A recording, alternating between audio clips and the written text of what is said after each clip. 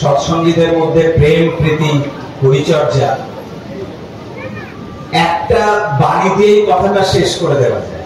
একটা বাণী, যেরকম একটা কথা আছে না বাংলায়, যা আছে ভাণ্ডে তাই ব্রহ্মাণ্ডে। তাহলে উল্টো করে বলা যায়, যা আছে ব্রহ্মাণ্ডে তাই ভাণ্ডে। তাহলে কোনটা সহজ, ভাণ্ডটা জানা না ব্রহ্মাণ্ডটা জানা? তাহলে ওই এক থেকে বহুতে যাওয়া যায়, আবার বহু থেকে একে আসা যায়। কোনটা সহজ, একে থেকে বহুতে যাওয়া না বহুতে থেকে একে আসা?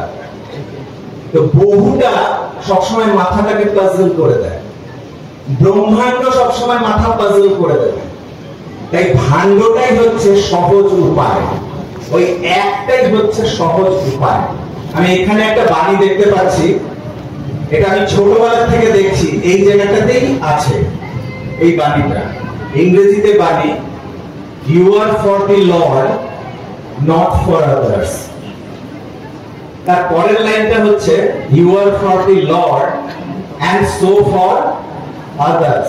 আমার এখন বিষয়বস্তুটা কিন্তু ওই থার্ড আর ফোর্থ লাইন, যে সৎসঙ্গীদের মধ্যে আমাদের প্রেম পরিচর্যা কি করবে। তার মানে এই সবার সাথে সবাই আমার জীবনে কেমন করে আসবে।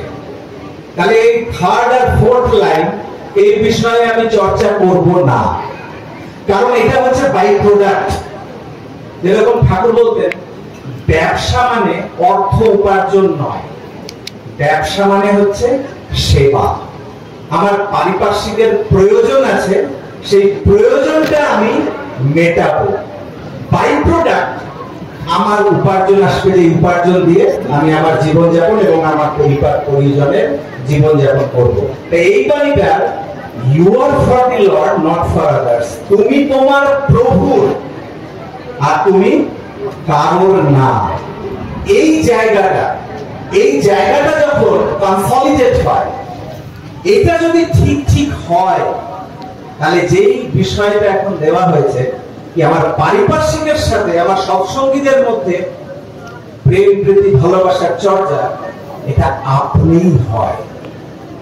ঠাকুরের আমার একটা ধারণা আছে, এই জায়গাটায় এই যে আমরা কথা বলছি, অ্যাকচুয়ালি আমি মনে করি এটা একটা অডাসিটি।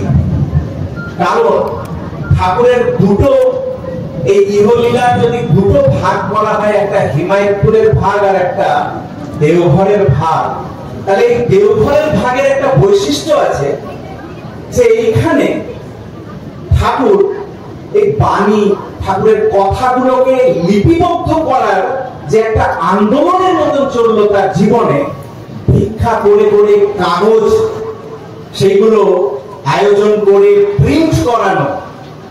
ঠাকুর একটা জিনিস বলতেন, যে আমার ইচ্ছা করে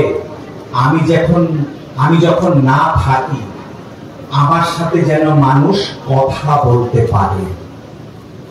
আর এই কথা বলতে পারা, এই যে ঠাকুর হাজার হাজার কথা, এই জায়গাটায় যদি কোনো সময় সায়েন্স যদি এরকম ভাবে ডেভেলপ করে, আর এই ইথার লেভেলে বলে যে কোনো কিছু নষ্ট হয় না, এনার্জি নষ্ট হয় না, তাহলে তার শ্রীমুখ থেকে যে অমীয় কথাগুলো বেরিয়েছে, এই ইথার লেভেলে কিন্তু ভাসমান হয়ে আছে।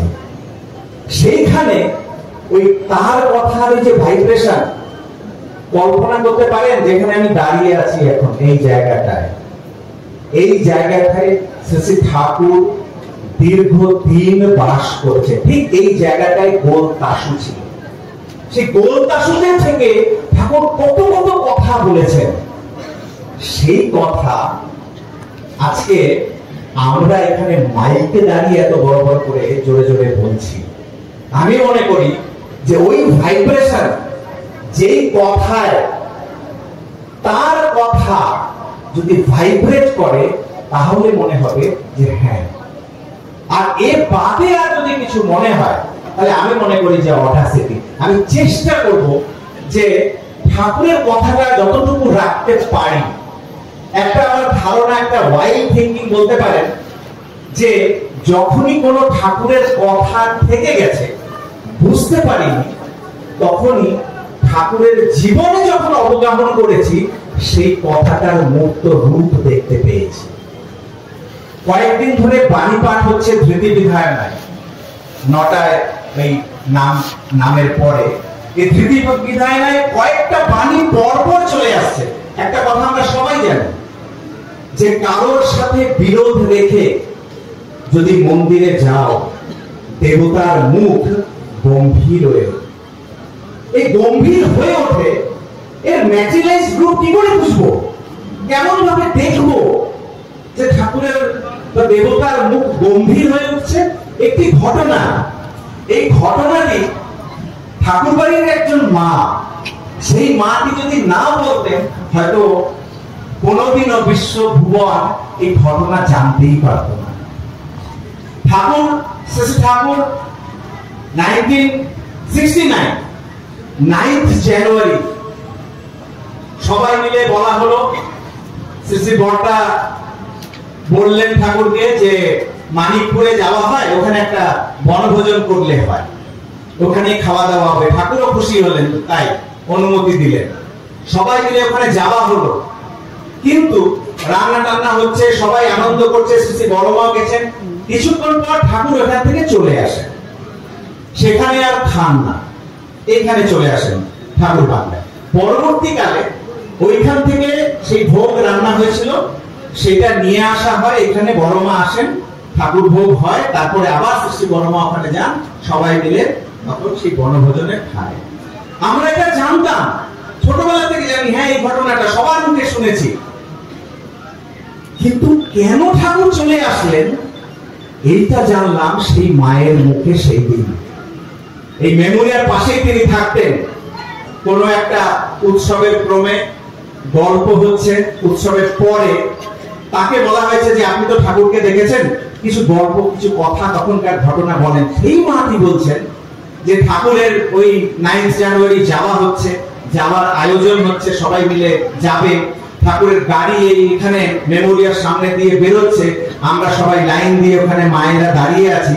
ঠাকুরের দৃষ্টি আমাদের দিকে পড়ে আসছে, বড়দাকে বলেন এই ওরা যাবে না? তখন বড়দা বলেন হ্যাঁ, পরবর্তী গাড়ি আসছে, তাদের মধ্যে দিয়ে তারা যাবে। তো বেশি জন তো যেতে পারছে না, গাড়িও সীমিত আছে, কিছু মানুষ আশ্রমিক তারাই যাচ্ছেন ওইখানে, তো তারা গেছেন। ওখানে একটা চাঁদোয়া লাগানো হয়েছে, সেই যোশীর এখন যেখানে মানিকপুর যুগল মন্দির, তারই সামনের মাঠে, পিছনে ডিগিরিয়া পাহাড়, প্রশস্ত বন, আর এত সুন্দর পরিবেশ। সব মায়েরা নিচে বসে আছেন, ঠাকুর সেই বিছানায় বসে আছেন। সেই মাটি বলছেন যে ঠাকুরের রূপ যেন মনে হচ্ছে ঠিকরে ঠিকরে পড়ছে, গোলাপি মুখ, বিশাল তনু, আর আমি মুগ্ধ হয়ে হাঁ করে ঠাকুরের দিকে তাকিয়ে আছি। ঠিক সেই মুহূর্তে ওই হাইওয়েটা দিয়ে, রোড দিয়ে একটা টম টম ঘোড়া গাড়ি টক টক টক টক করে এসে ওখানে থামলো, দাঁড়ালো। ঠাকুরের ওইখানে এই আশ্রমে কি এক বিধবা এক মহিলা, স্ত্রী, তিনি একটু যেটা হয় আর কি, একটু জাটরেল টাইপের ছিলেন, সবার উপরে খুব শাসন টাসন করতেন, তার ওই রকমই একটা ইমেজ ছিল। ওই একটা টমটম থেকে একটা স্বামী স্ত্রী আর তার দুটো বাচ্চা, তারা নামে। ওটা দেখেই সেই মাটি, সেই স্ত্রীটি উক্তি করছেন যে এরা আবার এখানে চলে আসলো, এদের তো লিস্টের নাম ছিল না, যেখানেই খাবার দেখে সেখানেই হাওয়াটার মতন পৌঁছে যায়। এরকম কয়েকটা কটূক্তি তিনি পড়ে বসলেন। এই কটূক্তি করার সাথে সাথে যেই মাটি এই ঘটনাটি বলছেন আশ্রমিক, সেই মাটি বলছেন যে কার কি মনে হলো এখানে আমি জানি না, কিন্তু আমি যেন দেখলাম ঠাকুরের পুরো ওই বিশাল তনুটা যেন কুঁচকে গেল, সংকুচিত হয়ে গেল, মুখটা যেন সেই গোলাপি থেকে কালো হয়ে গেল। এটা আমি দেখতে পাচ্ছি। আর তারই কয়েক মিনিট পর, 3-4 মিনিট পর হঠাৎ ঠাকুর বলছেন বড় মাকে, ও বড় বউ, আমি বাড়ি যাব, ঘরে যাব। তখন বড় মা বলছেন কি, তোমার কথাতেই তো এখানে আসা হলো, এই আয়োজন হলো, তুমি না খেয়ে চলে যাবে? না, আমি বাড়ি যাব। কিছুতেই আর ঠাকুর মানলেন না। তারপরে বড়দাকে ডাকা হলো, তারপরে বড়দা এই বড় মাকে নিয়ে এখানে আসলেন। যাই হোক, এই ঘটনাটা তারপরে সবাই জানেন।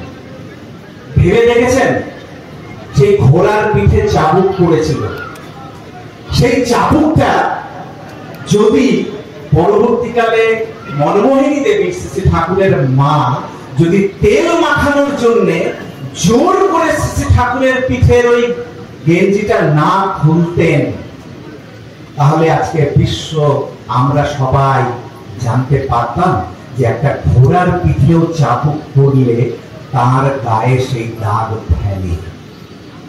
জানতে পারতাম না। ওই ঘটনাটা চিরকালের জন্য গোপনই থেকে যেত।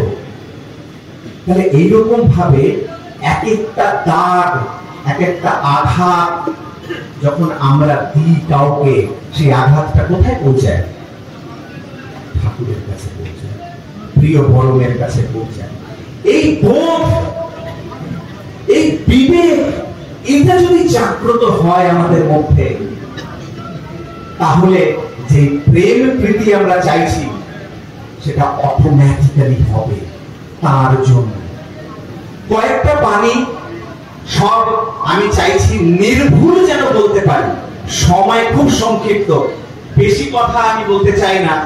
ঠাকুরেরই কিছু কথা।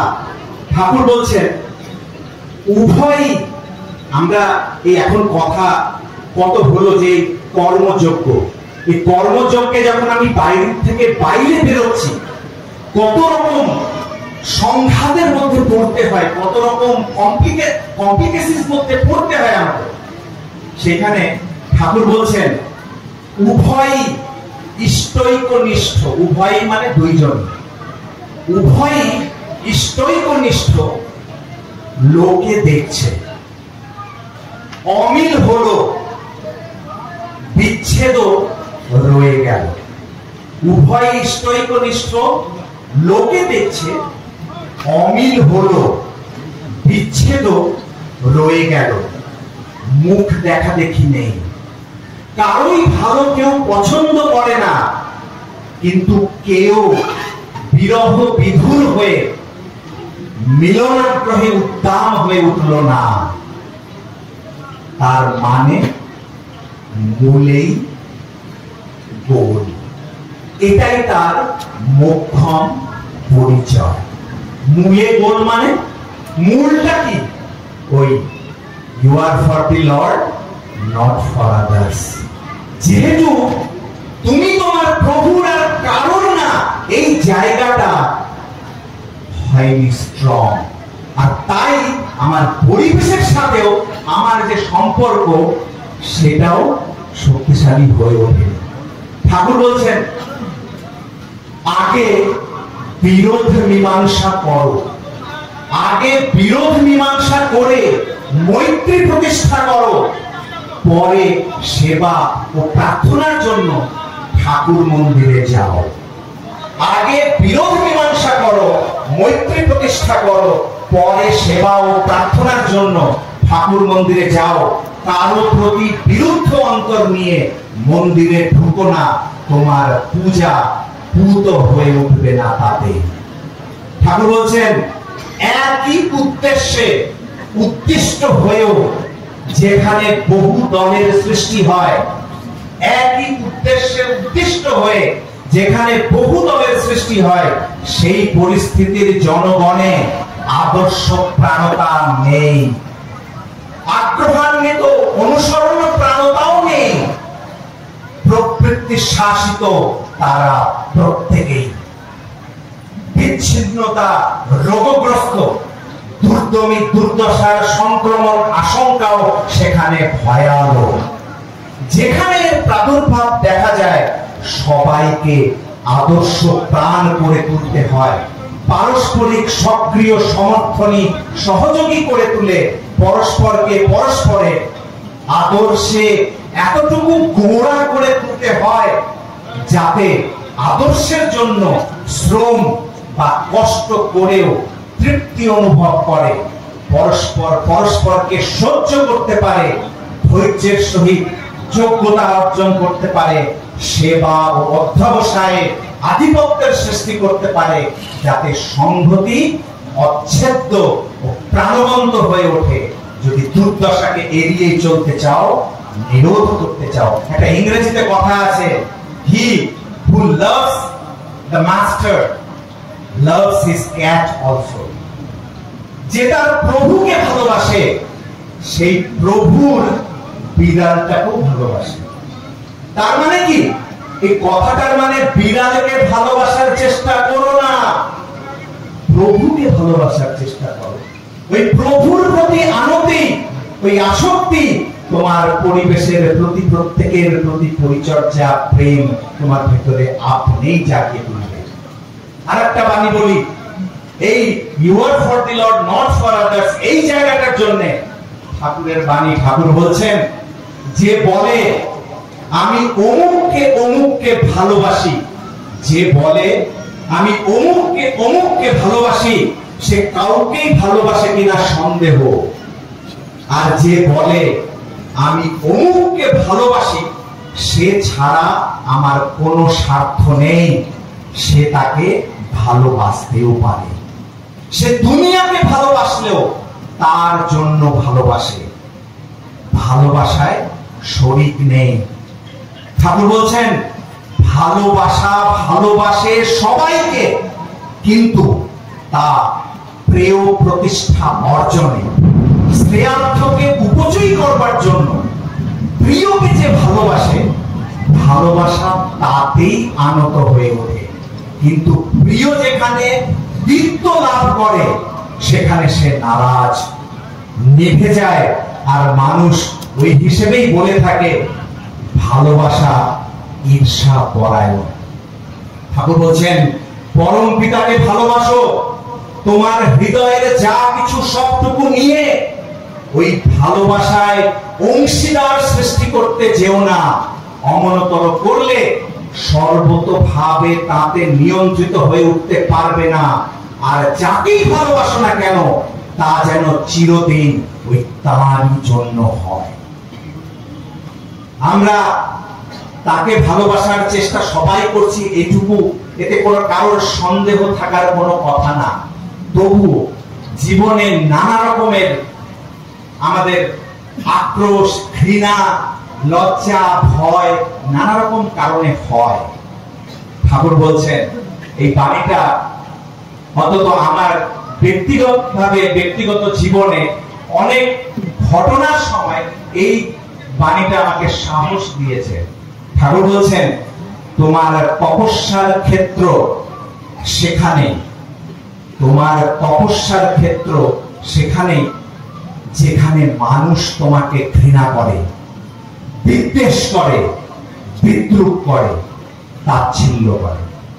ঠাকুর বলছেন, তোমার তপস্যার ক্ষেত্র সেখানে যেখানে মানুষ তোমাকে ঘৃণা করে, বিদ্বেষ করে, বিদ্রুপ করে, তাচ্ছিল্য করে, যেখানে তুমি অকৃতকার্য, ইষ্টার্থ পরায়ণ অনুবেদনা নিয়ে তাদিগকে বিনায়িত করা, কুশল চাতুর্যে ও নিজে বোধ বিনায়িত হয়ে ওঠা, ইষ্টানুগ পরিচর্যা নিরতির ভিতর দিয়ে তাদিগকে প্রীতি ও কৃতিপ্রসন্ন করে তোলা, ও যেসব ব্যাপারে অকৃতকার্য হয়েছ তাতে কৃতকার্য হয়ে ওঠাই হচ্ছে তপঃ সিদ্ধি। তুমি তার জন্য সমস্ত হারাও, সার্থক উৎফুল্ল উদ্দীপনায় জীবন্ত করে তাকে চরিত্রে রকমে বেরকমে শতগুণ তা পাবে। আর নিজের ভোগ ইন্ধনে যদি ওই করো, রকম বেরকমে তা যাবে একটা ফাঁকা নিরর্থক ব্যর্থতায়, বেদনাদায়ক সান্ত্বনাহীন আফসোসে। কথাগুলোর বলার উদ্দেশ্য এই একটাই, যে আমরা নিজেদের মধ্যে যতই প্রেম প্রীতির গল্প করি না কেন, যদি ইষ্টের প্রতি প্রেম, ইষ্টের প্রতি আনতি, ইষ্টের প্রতি ভালোবাসা যদি অকাট্য না হয়, জগতের যে কোনো বাধা, জগতের যে কোনো প্রলোভন যদি সেই ইষ্টের প্রতি আমার ভালোবাসাকে যদি টলাতে না পারে, এই জায়গায় যদি না পৌঁছায়, তাহলে কোনোটাতে কিছু হবে না। কয়েকটা কথা বলে আমি আমার কথা শেষ করব। ঠাকুর বলছেন ইষ্টকে বাদ দিয়ে যাকেই বড় করে তুলবে তুমি তোমার জীবনে, ওই আসক্তি তোমাকে ধ্বংস করে দেবে। আর তিনি যদি না থাকেন, এই তার বিয়োগ তোমার বুকে শেলের মতো লাগবে। তোমার জীবনে এমন কেউ থাকবে না যাকে আঁকড়ে ধরে তুমি সেই শোক সামলে নিতে পারো। এক কথায় ইষ্টকে গৌণ করে অন্য কিছু যদি মুখ্য করে চলো, তবে মন্দ পরিণতি অকাট্য। কোন কর্তব্য তোমাকে ঠেকাতে পারবে না, রেহাই পাবে না তুমি কিছুতেই। লাস্ট একটা কথা বলে এই আমার কথা শেষ করব। ঠাকুর বলছেন আমি তোমার মধ্যে বেঁচে থাকতে চাই। ঠাকুরের বহু কথার মধ্যে বহু রকম ভাবে একটা অভিব্যক্তি বারবার হয়েছে যে আমি তোমাদের মুখে কথা বলতে চাই, আমি তোমাদের দৃষ্টি দিয়ে পৃথিবী দেখতে চাই, আমি তোমার হাত দিয়ে কাজ করতে চাই, আমি তোমার পা দিয়ে চলতে চাই। আমাদের মধ্যে দিয়েই ঠাকুর চাইছেন এই বিশ্ব জগৎ দুনিয়ায় ছড়িয়ে যেতে। ঠাকুর বলছেন আমি তোমার মধ্যে বেঁচে থাকতে চাই। আমার বড় কষ্ট।